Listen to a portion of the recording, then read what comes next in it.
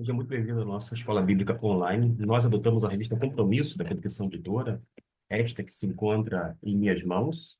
Nós estamos na lição de número 3. Vamos falar, portanto, sobre a seguinte temática: livres em Cristo. Quando a gente começa a trabalhar esse tema, de acordo com a lição, a gente vai naturalmente se respaldar em Romanos, capítulo de número 3. Vamos, então, fazer a leitura do texto-chave, Romanos capítulo 3, versículo 23 e 24. Desta maneira, iniciamos a nossa aula de hoje. Diz assim: porque todos pecaram e destituídos, isto é, afastados, estão da glória de Deus, sendo justificados gratuitamente por sua graça, mediante a redenção que há em Cristo Jesus. Quando a gente olha para esses dois versículos, que são parte do chamado texto-chave ou áureo, nós entendemos que todos os homens estão perdidos por conta do pecado que adentrou no mundo. A partir de Adão, houve aquela rebelião, o homem literalmente deu as costas para Deus, se tornando inimigo do seu Criador, o nosso Deus. E essa reconciliação só foi possível através da pessoa bendita de Cristo Jesus. Não é à toa que fala sobre a justificação. O homem não é justo por seus méritos, ou seja, não são os méritos humanos, senão os méritos de Cristo, e, portanto, de forma gratuita e pela graça de Deus, esse favor imerecido, mediante o resgate feito por Cristo Jesus, ou que há em Cristo Jesus. De modo que a Bíblia deixa muito claro que a salvação é pela graça, mediante a fé. Ninguém é salvo porque é tido como uma pessoa boa ou ainda porque realiza grandes feitos. A pessoa é salva não por seus méritos, mas pelos méritos de Cristo Jesus e pelo fato de se arrepender e depositar sua fé na pessoa de Cristo. Algumas perguntas são feitas pelo autor da revista. Se Cristo já nos libertou, por que muitas vezes continuamos vivendo como se ainda estivéssemos presos? Eu vou por parte. A gente precisa entender que, quando nós aceitamos a Cristo Jesus como nosso Senhor e Mestre, como nosso Salvador também, nós nascemos de novo. Há um nascimento espiritual, é algo que vem do alto. Mas acontece que, por mais que nós somos feitos filhos de Deus e há uma nova natureza dentro de nós, ainda assim reside ou habita a velha natureza, que é justamente a natureza pecaminosa, a carne, conforme muitas vezes o apóstolo Paulo se refere. A carne, que é esta natureza pecaminosa, continua dentro da gente, algumas vezes de forma latente, outras vezes mais comedida, mas continua ali. A gente passa a lutar dia após dia. É uma luta interna, uma luta na nossa mente, no nosso coração, portanto. E se Cristo realmente nos libertou, nós temos que viver todo santo dia inclinado não para as coisas da carne, senão para as coisas do Espírito. É uma decisão diária. Todo dia a gente precisa decidir estar não apenas ao lado de Cristo, mas estar inclinado para as coisas do Espírito. E isso não é fácil porque, como eu disse, a natureza pecaminosa reside ou habita, mas não deve prevalecer, porque nós temos essa centelha do Evangelho dentro da gente, e isto permite com que a gente venha submetendo cada vez mais ao Espírito Santo de Deus, por sua vez, resistindo toda a tentação da carne, numa referência a essa obra pecaminosa. O que significa na prática viver a liberdade em Cristo no dia a dia? Bom, a gente precisa salientar a importância de ter uma ideia de liberdade. A liberdade não é fazer tudo que a gente pensa, que a gente quer. A pessoa livre, ela tem a capacidade de fazer escolhas, mas, preferencialmente, escolhas acertadas, porque a gente toma decisões, mas não tem como escolher as consequências de cada uma dessas decisões tomadas. Desta forma, como ser livre, biblicamente falando, a gente acaba abrindo mão da nossa vontade para que a vontade de Deus seja feita na nossa vida. É o que o apóstolo Paulo falou: não vivo mais eu, mas Cristo vive em mim. Ora, ora, o que ele está se referindo? À crucificação, à mortificação do eu, uma mortificação que já ocorreu e que deve ocorrer todo santo dia em relação ao pecado, dizer não à prática pecaminosa diariamente, para que a gente não venha a satisfazer as necessidades da carne, uma referência à natureza pecaminosa, a este velho homem que continua habitando dentro do indivíduo.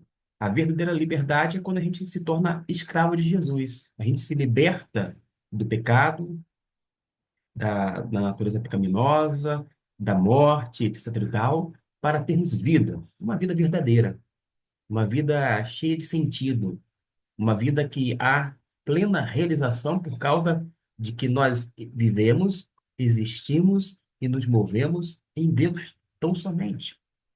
E esta vida genuína em Cristo Jesus faz com que haja essa liberdade. Liberdade que vai fazer com que a gente tome escolhas, escolhas diárias de continuar amando e servindo ao Senhor por amor ao Senhor, entendendo que é a melhor coisa a ser feita por uma questão de experiência pessoal e, sobretudo, porque a Bíblia também ela vai nos orientar, nos instruir a esse respeito. Viver a liberdade em Cristo Jesus no dia a dia não é fácil quando a gente quer que o nosso eu assuma o controle. Mas se a gente pegar aquela frase de João Batista, João o Batizador, falando sobre a necessidade de cada vez mais Cristo aparecer, crescer e nós nos diminuirmos, sumirmos, viver como se nós não existíssemos, porque na verdade em Cristo que há a convergência de tudo e de todos. O mundo não gira ao meu redor. Eu não devo ser o centro da atenção na igreja local, tampouco na sociedade, no mundo, mas Cristo tem que ser visto, percebido na minha vida através da minha palavra, da minha conduta, do meu comportamento, do meu viver. Estas perguntas deverão ser respondidas por cada um dos alunos e professores da Escola Bíblica Dominical. E cada uma delas vai nos levar a refletir. E a gente precisa utilizar a nossa mente, porque a batalha é ganha ou perdida a partir daqui, da nossa mente. Não foi à toa que o apóstolo Paulo, na mesma epístola, no capítulo de número 12, vai dizer a necessidade de termos uma postura diferenciada, porque ele fala para nós não nos moldarmos segundo o sistema deste mundo, mas ser transformado pela renovação da mente. Diariamente a gente precisa renovar, e essa renovação se dá, sobretudo, pautada na palavra de Deus. E quando nós somos levados a refletir, a pensar sobre a realidade da nossa fé, uma fé que precisa estar depositada unicamente na pessoa bendita de Cristo Jesus, lembrando que não é somente a fé por fé, não é ter fé apenas. Porque se a gente tivesse uma tonelada de fé e estivesse direcionada à pessoa ou a uma coisa, portanto, errada, essa fé não teria nenhuma valia diante de Deus, não teria validade alguma. Se a gente tivesse fé, mas se não tivesse um grama da graça de Deus permeando a nossa relação, envolvendo todo o nosso ser, não surtiria o efeito necessário. Mas quando a gente fala em fé, está sempre atrelado, junto à graça de Deus. E não é à toa que nós somos salvos pela graça, mediante a fé em Jesus. Naturalmente, quando encontra-se um verdadeiro arrependimento da parte do pecador, como este, como você. Romanos capítulo 3 nos lembra que todos pecaram e que a salvação não vem de nós, mas é obra gratuita de Deus em Cristo.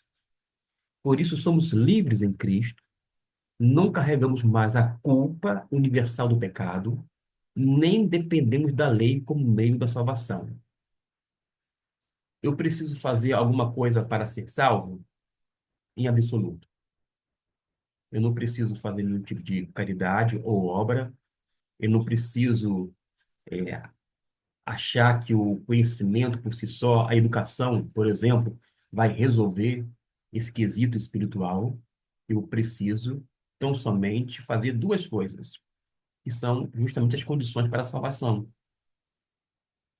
Arrependimento verdadeiro, quando há uma verdadeira conversão, a pessoa está indo por uma direção, ela se converte, ela muda de direção, há essa reconciliação com o Pai. Até então ele dava as costas para Deus, agora ele se reconcilia com Deus através de Cristo Jesus.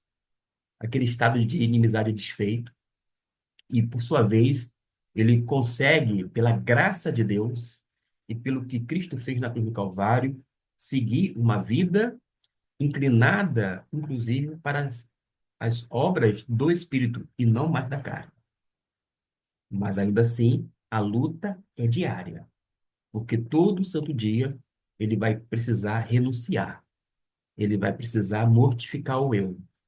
Está morto para o pecado ou para o velho homem que reside ainda dentro dele. Dito isto, a gente pode adentrar no primeiro tópico da revista, conforme a nossa página 22: injustiça humana e justiça divina. Paulo inicia no capítulo 3 uma série de argumentações com um interlocutor imaginário. Usando este recurso didático, o apóstolo se antecipa a alguns questionamentos que poderiam se formar na mente dos leitores e que possivelmente já haviam sido direcionados a ele durante o seu ministério. Logo no começo, Paulo se questiona se a circuncisão não teria valor algum. Nós vamos fazer a leitura.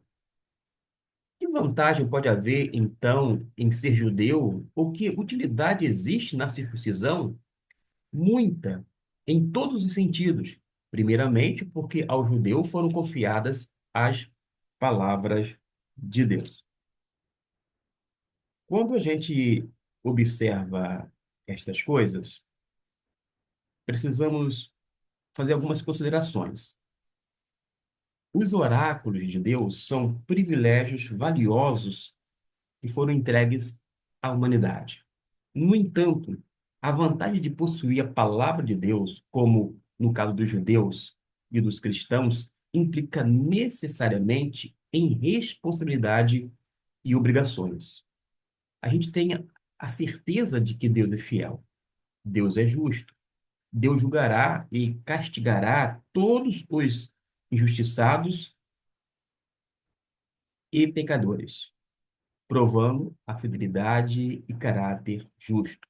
Deus é verdadeiro, ele é a verdade, e a gente vai observar sobre a glória de Deus quando a gente adentra neste tópico, e justiça humana e justiça divina.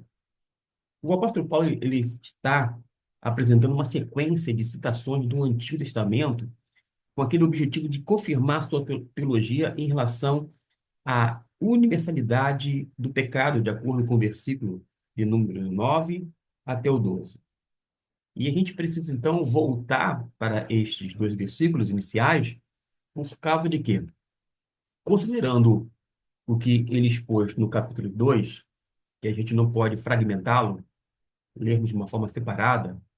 Ao contrário, precisamos ler a carta aos Romanos numa sentada só, para termos uma noção, aquela visão panorâmica, e afirma que não, pois ela teve o seu lugar na história.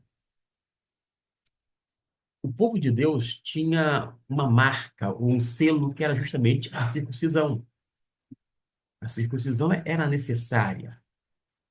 Agora, nós temos que compreender que o próprio Antigo Testamento, mais adiante, vai falar de uma circuncisão não mais operada daquele modus operandi, mas no coração.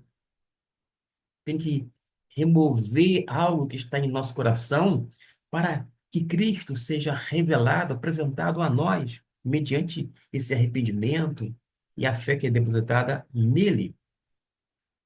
Desta forma, a gente sabe que houve sim um lugar na história para a circuncisão.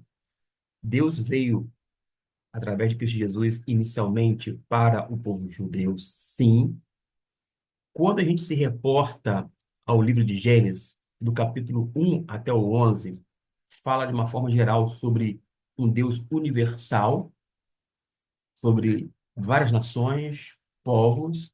A partir do capítulo 12, quando tem a questão relacionada a Abrão, que por sua vez vai ser mudado o nome para Abraão, quando há esse chamado e há aquela tratativa com este servo dele, note que Abraão não seria tão somente abençoado.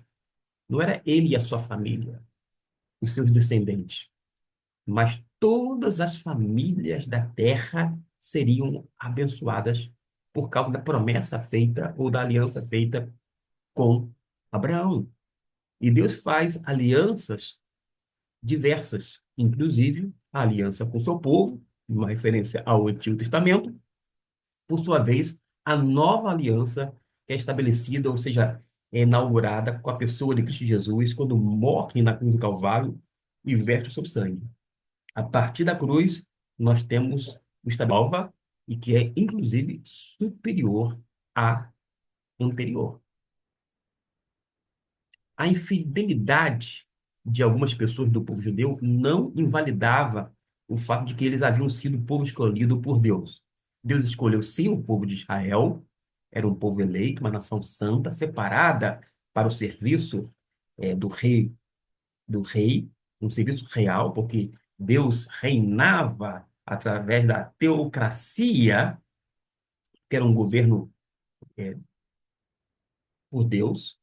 Mesmo depois com a monarquia, você vê o tempo inteiro Deus governando, porque os reis eram ungidos com o Espírito de Deus, e quando não tinha mais esse Espírito de Deus, é porque havia aquela desaprovação da parte de Deus, ou desse âmbito divino, e a pessoa, como Davi, ele, após cometer um pecado seríssimo, ele vai clamar ao Senhor: não me retires o teu Espírito, porque retirando o Espírito de Deus, que indicava a unção para que ele fosse rei daquele povo, ele estaria com aquela ciência de que Deus estaria não apenas desaprovando o seu reinado terreno, mas também retirando-o do trono. Saul, aconteceu isso, ele foi ungido por Deus, depois é retirado do trono, Davi, e assim vai sucedendo com os reis. Eles são ungidos porque eles têm o Espírito de Deus para governar, para guiar o povo, agora por meio da chamada monarquia. Mas ainda assim, Deus é absoluto. Deus reina. Deus está no trono. Deus não perdeu o controle.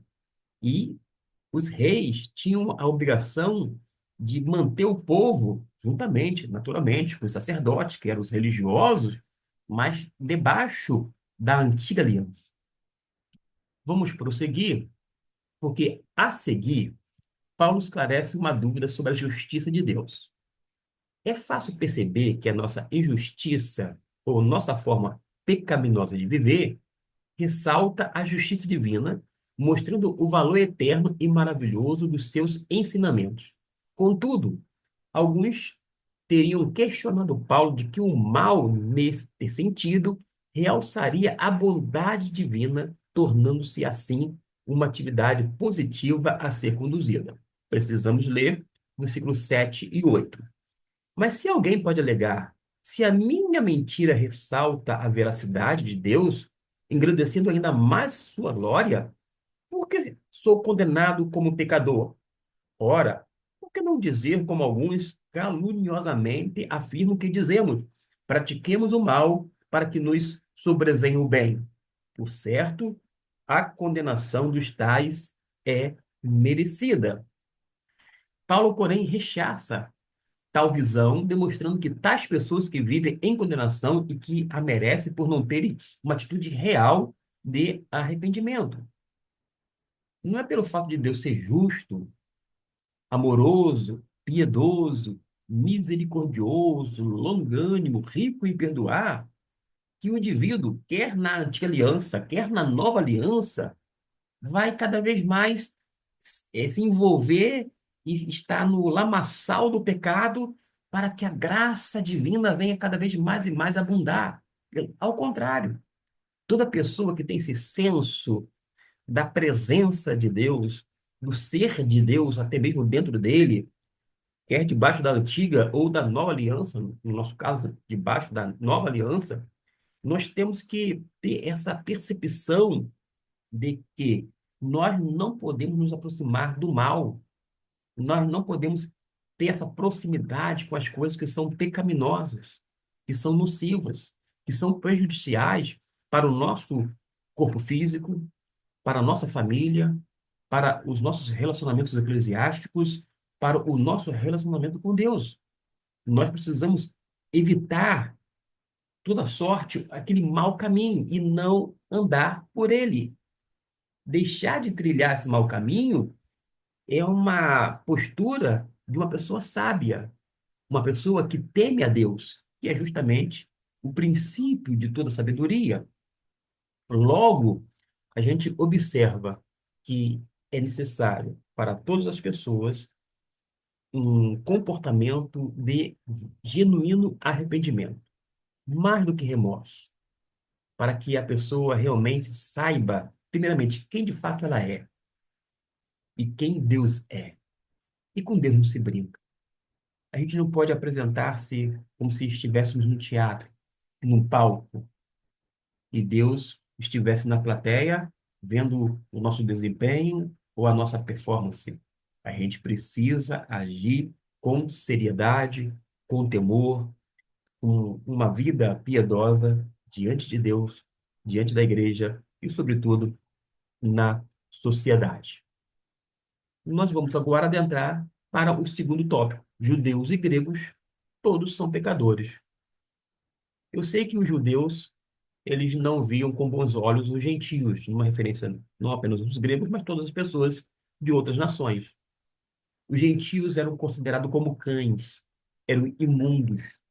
Eles não eram dignos de estar próximo dos judeus, porque tinha a antiga aliança até então.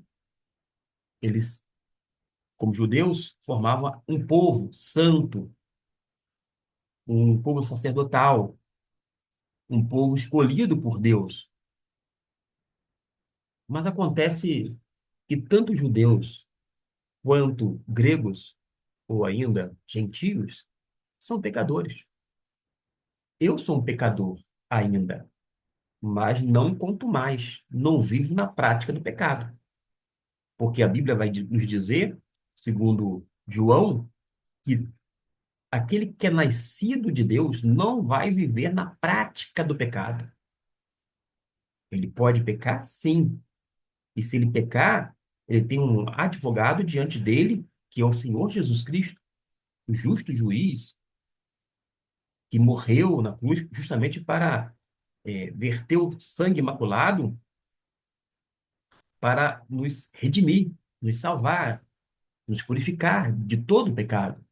Mas nós continuamos pecadores. Não vivemos na prática do pecado, é verdade, mas podemos pecar. O saudoso pastor Russell Shedd, certa vez eu ouvi ele dizer sobre a necessidade de nós pecarmos cada vez menos. Ele dizia que o crente tem que pecar menos. Às vezes dá vontade de falar algumas coisas, mas o que que a gente faz? Tapa a nossa boca para que a gente não fale alguma coisa que pode acabar ferindo alguém, prejudicando até mesmo o nosso testemunho. Às vezes dá vontade de esganar, como se diz no popular, esganar uma pessoa, mas a gente não toma tal postura. Não é simplesmente pelo medo de ser criminalizado, é por conta do testemunho de quem você é. Você pertence a Deus.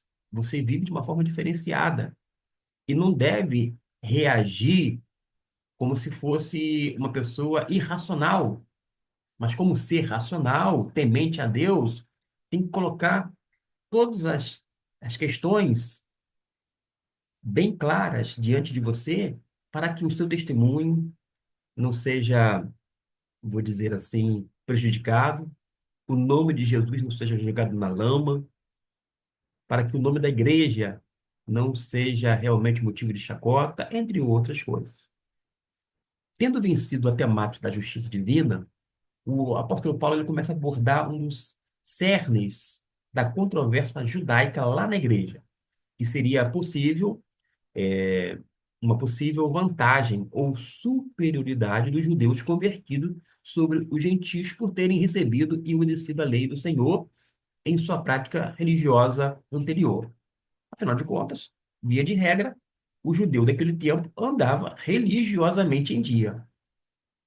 Existem hoje, em Israel, por exemplo, várias religiões. Há uma liberdade religiosa. Existem judeus que são, entre aspas, ateus, que não creem em Deus, que não seguem a Torá, que é a lei de Deus, uma referência aos 5 primeiros livros da Bíblia, lá no Antigo Testamento. Não leem ou não seguem a Tanar, que é o todo o Antigo Testamento. Então você vai encontrar, hoje em dia, judeu que não segue sequer o Antigo Testamento, tampouco guarda o sábado.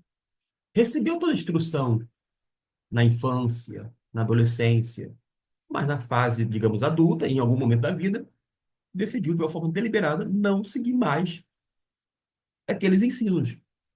Mas acontece que aqueles judeus daquele tempo eram todos religiosos, eles iam à sinagoga, eles aprendiam dia após dia todas as questões concernentes ao Antigo Testamento, uma referência à lei de Deus ou à palavra de Deus. E alguns deles possivelmente começaram a se sentir superiores, porque, afinal de contas, aqueles que haviam se convertido ao cristianismo, ou seja, a Cristo Jesus, eles não tinham uma vida religiosa da forma como eles tiveram. Afinal de contas, os gregos, e de uma forma geral os demais gentios, viveram adorando deuses falsos, as divindades que eram falsas, portanto, pseudos. E é por isso que o apóstolo Paulo, ele menciona o seguinte no versículo 9. Qual a conclusão? Estamos nós em posição de vantagem? Ele falando como judeu. Será que nós estamos em posição de vantagem? Sabe qual é a resposta dele? Não.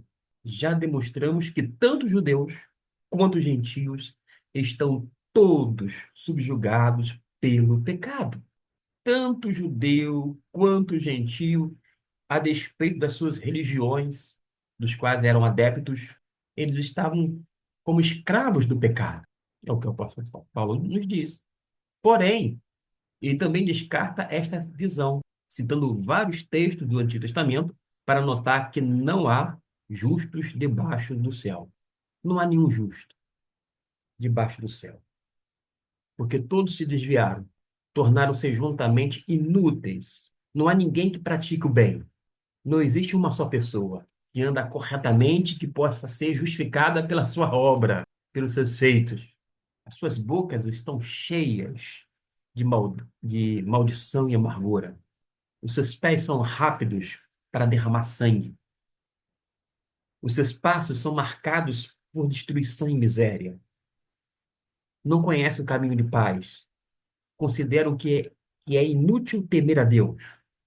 Até cumpre um ritual de acordo com cada religião, que é a Deus como nós concebemos, que é uma deidade ou divindade, conforme os gentios acreditavam. Mas Paulo diz assim: ora, sabemos que tudo que a lei diz, o diz aos que estão sob o domínio da lei, para que toda boca se cale e todo mundo fique sujeito ao juízo de Deus. Portanto, ninguém será declarado justo diante dele, confiando na obediência à lei, pois é precisamente por meio da lei que chegamos à irrefutável conclusão de que somos todos pecadores. Todos nós somos pecadores, quer judeus, quer gentios. Todos nós estamos destituídos da glória de Deus. Estamos afastados. Todos nós somos corrompidos pelo pecado. E todos nós dependemos da graça de Deus. E precisamos nos arrepender e crer na pessoa de Jesus, inclusive o judeu. Não apenas este, mas o judeu também. Porque quer gentios, quer judeus, todos precisam da justificação através de Cristo Jesus. Prossigo dizendo o seguinte: a lei não havia sido suficiente para mudar o coração do povo de Deus, que, por diversas vezes ao longo de sua história, caiu na tentação da idolatria e do amor às riquezas, gerando injustiça social. O objetivo da lei era revelar o padrão divino de conduta e tornar o homem consciente do que é o pecado. Versículo 20, eu já fiz a leitura agora há pouco. Mas a lei por si própria não transformava corações, não mudava atitudes. Não é à toa que o povo judeu, debaixo da aliança, era um povo de altos e baixos. A todo momento estava ora lá em cima, ora aqui embaixo, e assim por diante, alternava muito. Era um povo murmurador, era um povo que se voltou contra o Senhor, deu as costas literalmente, adotou a prática idólatra, que era comum aos povos pagãos, mas no seu seio, no meio do povo de Israel, teve muitas questões relacionadas a esse quesito religioso que deixou a desejar. O próprio Deus chamou o povo dele de dura cerviz, mas a lei, por mais que apontasse o estado pecaminoso do povo, ela apenas gerava comportamento mecânico, ritualístico. Você pecava e pagava a sua pena com a devida oferta. Ah, já que eu sou pecador, eu vou lá, levo a minha oferta, o sacerdote apresenta diante de Deus e eu sou eximido daquela culpa, daquele pecado. E esta visão serve para hoje. Muitas pessoas estão sentadas nos bancos de nossas igrejas, não por uma vontade genuína de adorar a Deus e louvá-lo por ter enviado o seu Filho para nos salvar, mas sim como uma obrigação eclesiástica, onde você sacrifica o seu tempo de descanso dominical para aplacar a ira de Deus sobre sua vida. Das pessoas que creem que a salvação está atrelada à frequência aos cultos, obediência às ordens pastorais, participação em grupos de oração ou corrente de libertação, a verdade, porém, é que a vida cristã se baseia muito mais em princípios muito mais simples e não será sua participação nas atividades da igreja ou sua contribuição física e financeira que garantirá seu nome no livro da vida, e isso deve ser constantemente ensinado em nossas igrejas. O próximo tópico fala sobre salvação pela fé sem distinções.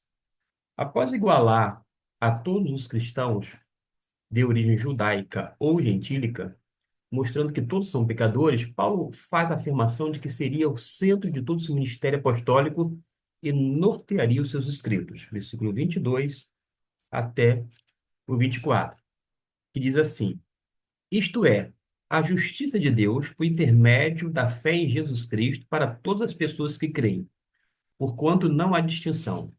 Observe que diz para todas as pessoas que creem. Se o gentio não crê em Jesus, não será salvo. Se o judeu não crê em Jesus, não será salvo. Porque todos nós estamos debaixo de condenação. Mas nós podemos ser salvos pela pessoa de Cristo Jesus. Basta, quer judeu, quer gentio, aceitá-lo como único e suficiente Salvador, arrependendo-se de seus pecados e, portanto, depositando a sua fé, identificando-se com a pessoa de Cristo Jesus, inclusive pelo rito batismal, e certamente fazendo parte da igreja dele. Versículo de número 23. Pois todos pecaram e destituídos estão da glória de Deus, sendo justificados. A justificação é aquele ato de Deus declarar justo toda e qualquer pessoa, quer judeu ou gentia, mediante os méritos de Cristo na cruz do Calvário. Por sua graça, uma vez mais, enfatizada esse favor imerecido, não é uma questão sanguínea, de nacionalidade, nada disto está relacionada à graça divina, mediante a redenção, que é esse resgate que há em quem? Em Cristo Jesus. Cristo é um título que refere-se ao ungido, que é justamente um termo equivalente a Messias, conforme é empregado no Antigo Testamento. Vamos compreender este texto por parte. Destituídos da glória de Deus. O homem foi feito à imagem e semelhança de Deus, parecendo-se com o Criador em forma e essência. Naturalmente, que não é na forma física. O homem é um ser moral, assim como Deus é moral e ético. Quando caiu, porém, o homem perdeu seu alicerce moral, passando a viver conforme a sua consciência e suas paixões. Observe que isto nós vemos na nossa vida, porque temos algo em comum, a humanidade. Uma humanidade decaída, corrompida pelo pecado. Mas o texto não apenas sugere, mas nos diz que há uma justificação de forma gratuita pela sua graça, pela graça divina. Antes, éramos injustos. Não havia um justo sequer diante de Deus. Para você ter uma ideia, no Antigo Testamento, a justiça do homem era considerada o trapo de imundícia. Ou seja, não tinha nenhum mérito, nenhum valor diante de Deus. Daí a necessidade de se fazer a oferta, levando até o sacerdote, para que fosse colocado no altar e etc e tal, conforme nós vimos perfeitamente em um Antigo Testamento. Hoje não há necessidade de novos sacrifícios, de continuarmos trazendo ofertas nesse sentido. Por causa de quê? Porque Cristo Jesus, ele se entregou na cruz por nós, pelos nossos pecados, inclusive, todos eles, vale a pena salientar, de modo que ele morreu uma única vez, de forma eficaz. O sacrifício de Jesus é o único perfeito e eficaz, e pelo fato de ser perfeito, não há necessidade alguma de repetição. Ele morreu uma vez só, e os efeitos daquele sacrifício perduram até os dias de hoje. Aí nós, como gentios, ou ainda outros sendo judeus, ao crerem em Cristo Jesus como Senhor de suas vidas, como o Messias prometido, eles não vão precisar, assim como nós não vamos precisar, fazer sacrifício, Não precisamos mais de mediadores, de sacerdotes. Há uma crença bíblica do sacerdócio real, universal dos crentes. Todos nós nos aproximamos de Deus porque Cristo nos viabilizou este acesso. Nós não éramos justos, nós não somos justos, porém justificados, isto é, declarados justos pelo Pai através de Cristo Jesus. E antes éramos injustos, vivíamos na prática do pecado, mas a partir do momento em que nos arrependemos de nossos erros, dos nossos pecados, aceitamos o sacrifício de Jesus Cristo por nós, entendendo que é um sacrifício perfeito, como eu disse agora há pouco, Deus nos justifica. Ou seja, ele, considerando os méritos do sacrifício de Cristo, absolve no perdão o homem de seus pecados e o declara justo, capacitando-o para uma vida de retidão diante de Deus e de correção diante dos homens. E essa graça é concedida não por causa de quaisquer obras meritórias praticadas pelo homem, mas por meio de sua fé em Cristo Jesus. Em outras palavras, Jesus nos basta, Jesus é suficiente para nos salvar completamente. A salvação é gratuita, é mediante a graça, é baseada no sacrifício de Cristo Jesus, e quando Jesus nos salva por completo, plenamente. Uma vez que você é salvo por Jesus, verdadeiramente, você é salvo e salvo para sempre. Se houve as condições do arrependimento e fé em Cristo, e há uma conversão, uma direção nova, o Espírito Santo passa a habitar em você, você pertence agora a Deus. E como tal, você vai viver para Ele. Este ato, portanto, possui duas características básicas. É externo a nós, não há nada que possamos fazer para merecer tal justificação. De fato, se tem alguma coisa que o homem merece, é a condenação por conta do pecado. Mas graças a Deus por nosso Senhor e Salvador Jesus Cristo, que Ele enviou seu Filho amado para se entregar e morrer em meu lugar, em seu lugar, enfim, em nosso lugar. Por isso o sacrifício de Jesus é substitutivo, é algo vicário. Eu que merecia morrer, eu que deveria morrer na cruz ou por conta dos meus pecados, mas Cristo morre em meu lugar. E por conta desse sacrifício vicário, isto é, substitutivo, Cristo morrendo em nosso lugar, nós temos condições de sermos declarados justos diante de Deus por causa dele, não por nossos méritos. É gratuito, Deus não nos cobra nada em seu ato de nos justificar, não nos custou nada, mas custou muito para Deus, Pai, em especial, e para Cristo Jesus. Jesus sofreu horrores. Digo isto de uma forma muito séria, consciente.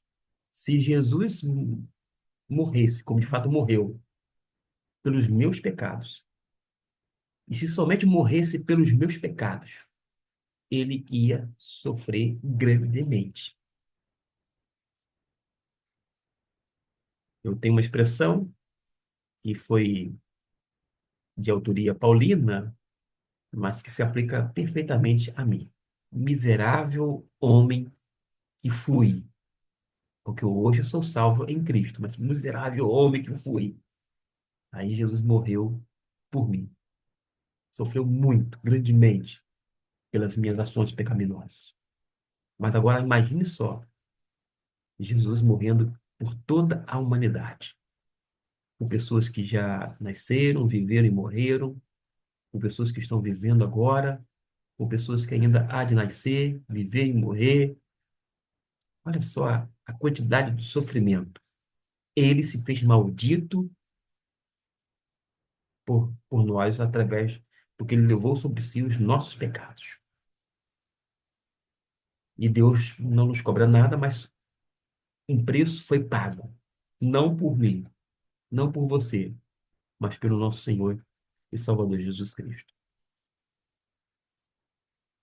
Não nos cobra nada em seu ato de nos justificar. Dízimos, quando a gente entrega ou devolve, oferta, sacrifício, não compram salvação. Esse toma lá da cá, essa barganha que vez ou outra verifica-se dentro do arraial evangélico, aqui ou acolá, não é uma prática, não é comum, mas existe. Sim, a gente não pode tapar o sol com a peneira e falar que não existe isso. Existe um tipo de barganha, um toma lá da cá. Mas isto não é uma essência cristã. Não tem um valor dentro do cristianismo genuíno. É comércio, é barganha. Mas Deus não se deixa ser manipulado. Por meio da redenção que há em Cristo Jesus, a ideia aqui apresentada também remete a um conceito forense. A redenção era o ato em que uma pessoa em regime de cativeiro ou prisão tinha sua liberdade comprada por outra pessoa e, como caídos, estávamos escravos do pecado, porém Cristo, por meio do seu sacrifício, pagou um alto preço para nos resgatar da morte para a vida eterna. Vamos para este tópico, um sacrifício por todos nós. Paulo termina o capítulo 3 mencionando o sentido espiritual do sacrifício físico de Jesus na cruz. Versículo 25 é apenas a parte A. Deus o ofereceu como sacrifício para propiciação por meio da fé, pelo seu sangue, proclamando a evidência da sua justiça. O termo propiciação do grego,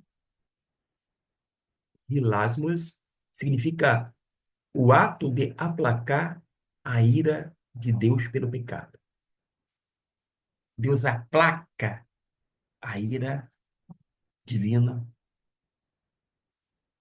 pelo pecado. No Antigo Testamento, o propiciatório era a tampa que se cobria a Arca da Aliança e onde Deus se apresentava em sua glória para se encontrar com se encontrar com os sumos sacerdotes. Temos aqui a referência bíblica, Êxodo 25, 17 até 22. É bom que você faça a leitura agora ou depois. Uma vez por ano, o sumo sacerdote realizava um sacrifício, aspergindo sangue no propiciatório para expiar os pecados do povo. Paulo afirma, porém, que Jesus foi o mais perfeito sacrifício propiciatório oferecido pelo próprio Deus, mostrando como ele sempre teve o interesse de se relacionar com a humanidade. E partindo desse pressuposto, Paulo vai afirmar que o sacrifício havia sido feito para judeus e gregos, bastando a fé para que a justiça divina lhe fosse imputada. E vamos para a conclusão.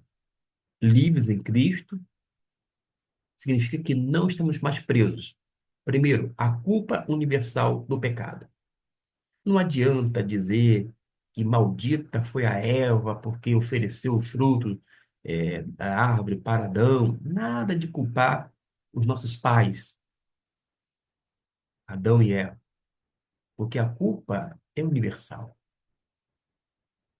É uma coisa nossa, não apenas do primeiro casal, mas de todos nós. Nós não tínhamos condições alguma de estarmos nos dirigindo à pessoa de Deus. Ele que vem ao nosso encontro. Nós estávamos em condenação e nesse estado permanecíamos até que foi ofertado graciosamente, mediante o convite dessa mensagem salvífica e mediante arrependimento e fé em Cristo, nós nos tornamos filhos de Deus, nascidos do alto e agora não mais andamos na prática do pecado e passamos a ser habitados pelo próprio Espírito Santo de Deus. Mas nós não estamos mais presos à exigência da lei como meio da salvação. Não precisamos cumprir a lei ponto a ponto para sermos salvos. Aliás, a pessoa que é salva em Cristo Jesus não precisa fazer absolutamente nada para ser salvo. Ah, eu vou à igreja para ser salvo. Não. O salvo, ele vai estar em comunhão com a igreja. Vai estar na igreja, no templo, reunido juntamente com os demais crentes em Jesus. Mas não é a condição para ele garantir tal salvação. É porque ele já é um salvo. A ex- Também significa a exclusão de pessoas do alcance da graça. E a virtude que aprendemos é a liberdade em Cristo. Viver sem condenação, com confiança na graça e disposição, para quê? Para compartilhar o amor de Deus com todos. Dentro da atividade, virtude e liberdade em Cristo é a carta da liberdade, e a proposta é a seguinte: escreva uma carta para si mesmo sobre a liberdade em Cristo. Na primeira parte, a sugestão é escrever situações reais, que é de culpa, medo, insegurança, dependência de regras, etc. E na segunda parte, escrever atitudes práticas que refletem a liberdade em Cristo, como perdão, a confiança, a esperança, a gratidão, e o compartilhamento dessa carta da liberdade, que é pessoal, com a classe, é opcional. Ninguém é obrigado a apresentar essa atividade, porque é algo seu. E aqui está um modelo, minha carta de liberdade em Cristo. Eu, fulano de tal, no meu caso, eu, Gustavo Luiz, sou livre em Cristo Jesus, disso, aquilo, outro, e por isso posso viver assim, assim, assado. E, ou seja, você faz essa carta, é uma proposta dentro dessa novidade, a partir da revista Compromisso deste ano de 2026. Que Deus possa abençoar a sua vida grandemente. Compartilhe esse vídeo com outras pessoas que não têm acesso à escola bíblica de uma forma física, pessoas que não estejam em condições de estar na igreja local, estejam acamadas, ou quando não no hospital, mas tendo acesso ao celular, eles possam valer para aprender um pouco mais nesse âmbito da escola bíblica dominical e que aqui é na forma online. Deus abençoe grandemente a sua vida.